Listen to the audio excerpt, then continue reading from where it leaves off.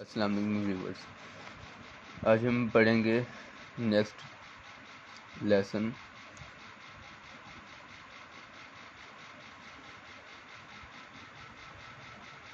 यानी कि exercise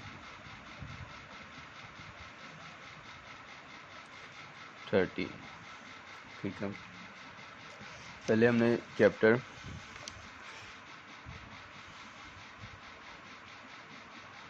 chapter 4 का इंट्रो पढ़ा था। ठीक है, कि जिसमें मैंने आपको बताया था कि इसमें कौन कौन से वर्ड यूज़ होंगे और कौन कौन से वावल्स हैं और कैसे ये वर्किंग में आएगा। ठीक है, अच्छा आगे आज हम शुरू करते हैं इसकी एक्सरसाइज, ताकि हम इसको प्रैक्टिकली समझ सकें क्या चीज़ है। तो बी एल और हैवी डॉट। ठीक है, तो ये बी एल और हैवी डॉट कौन सी प्लेस है? Second place. ठीक है, सेकंड प्लेस यानी कि मैंने आपको शुरू से एक बार बार समझाई है कि ये 3 प्लेसेस हैं। ठीक है, वावल के लिहाज से भी हैं, सिर्फ ये नहीं कि जस्ट खाली 3 प्लेसेस हैं। जिस तरह अभी ये पी मैंने अभी लिखा है, इसको लाइन से ऊपर लिखूंगा और स्टार्टिंग में वावल आएगा तो फर्स्ट प्लेस है। अगर इसको लाइन के साथ टच करूंगा और सेकंड ये दरमियान में मिड में वावल आएगा तो सेकंड प्लेस है। और अगर ये लाइन से नीचे जाए और लास्ट पे वावल आए तो ये थर्ड प्लेस आएगा। ठीक है, तो ये अब सेकंड प्लेस है, तो ये क्या वर्ड बनेगा? बाल, क्योंकि सेकंड प्लेस पे जो वावल है अगर वो मोटा है तो वो ए की आवाज़ देगा। ठीक है अच्छा, उसी तरह आगे आ गया बी पी।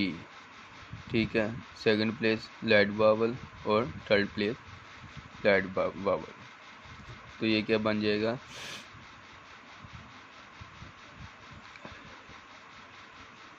बेपी। ठीक है, उसके बाद आगे डी एल और सेकंड प्लेस हैवी डॉट, तो ये डाल। ठीक है, ऐसे ही आगे होगा एफ एल और सेकंड प्लेस हैवी डॉट, तो फॉल और इथ रे, ये लाइट डॉट, ये हैवी डॉट तो ये हो गया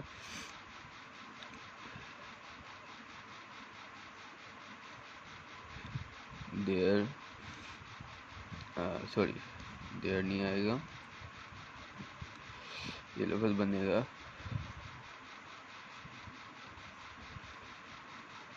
दिल्ली। ठीक है, इसी तरह अगर हम लाइट वावल को, बल्कि सॉरी गलत हो गया,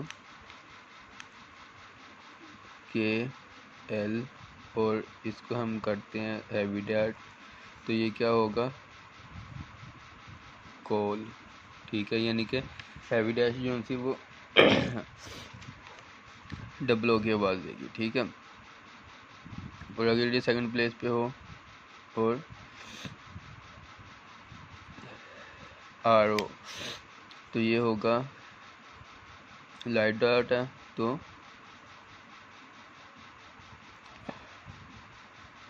कोड। ठीक है, ऐसे ही अगर के रे और लाइट डॉट और लाइट डैश, तो ये क्या बन जाएगा? कोड। ठीक है, सेम इसी तरह पी बी एल और सेकंड वॉवल पे सेकंड स्ट्रोक पे सेकंड प्लेस तो इसे ये बन जाएगा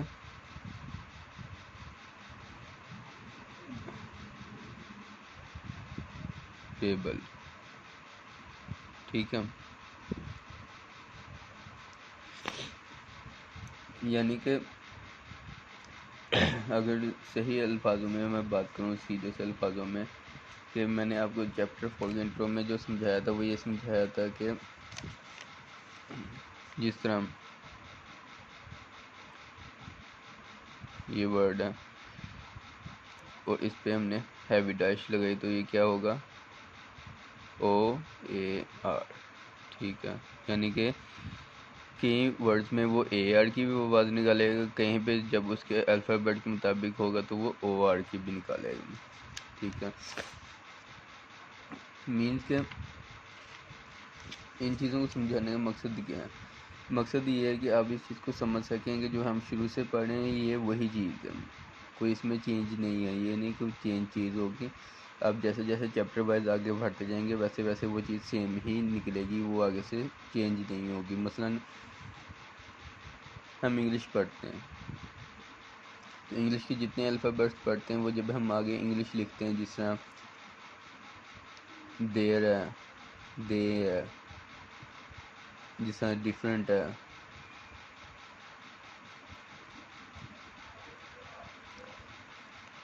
फाइट है,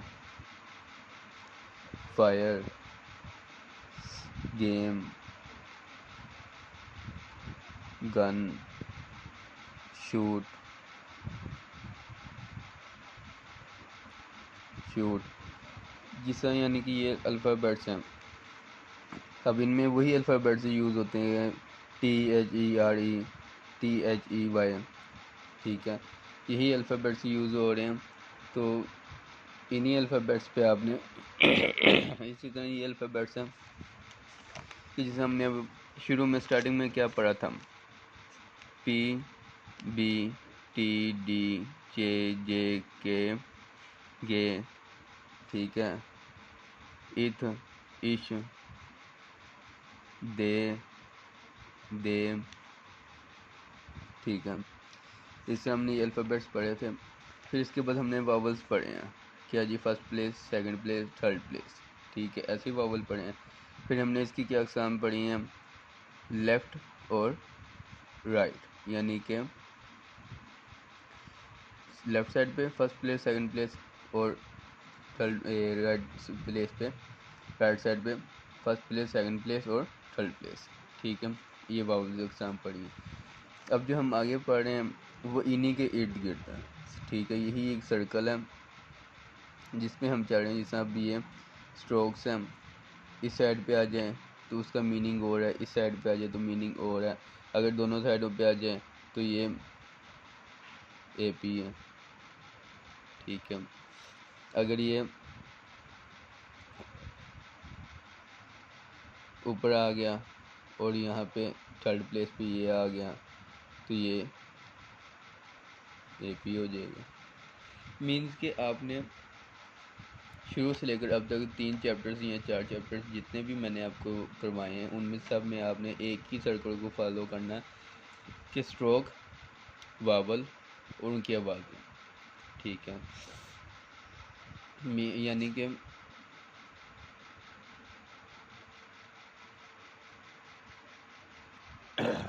कि मैंने आपको शुरू में जो कुछ समझाया है ना, वो ये समझ लें कि आपने जैसे जैसे इस पर प्रैक्टिस करनी है तो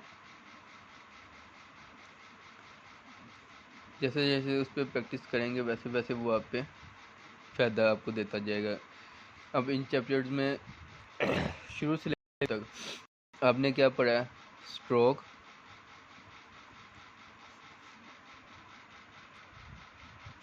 स्ट्रोक, वावल, ठीक है, और क्या था, साउंड। यानी कि स्ट्रोक इसकी टाइप कौन सी होगी, यानी कि प्लेस टाइप। प्लेस टाइप कौन सी होगी, वावल की प्लेस टाइप कौन सी होगी, और साउंड क्या होगा। यानी कि साउंड हैवी है, लाइट है, लॉन्ग है, ठीक है। उसके अलावा क्या कहते हैं, गूंजने वाला, यानी कि इसको थंडर्ड है,